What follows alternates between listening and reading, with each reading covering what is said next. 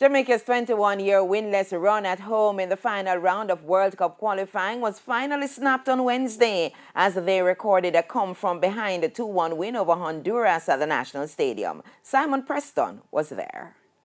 After trailing 1-0, goals from Leon Bailey from the penalty spot in the 39th minute and Revel Morrison in first half stoppage time guided Jamaica to their first win in the final round of World Cup qualifying since 2001. Bailey, who was scoring his second goal for Jamaica, says the result was a step in the right direction as the team continues to rebuild ahead of the CONCACAF Nations League.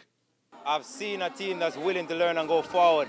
For me, I take this game as building, and I see something positive for this team, and we're just excited to move forward, and hopefully we can just stick together as a team, be happy while playing, and just enjoy the game, and bring out the best version of ourselves, and we're doing that so far as a team, which is good.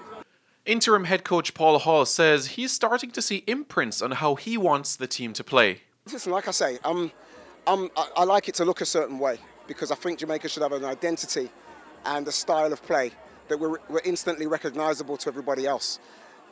Everybody else does. So yeah, I mean, I'm glad for that to happen. I want there to be a lot of firsts for this team, because that way they can at least see that the victory today just gave us a little bit of happiness, got it off our back. We were desperate to get it against El Salvador here the last time, and we should have got it. And I was thinking the way how we were finishing in the first half, I think it was going to happen again.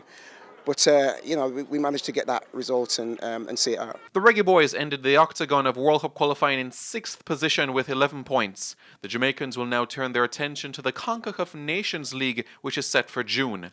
Simon Preston reporting for TVJ Sports.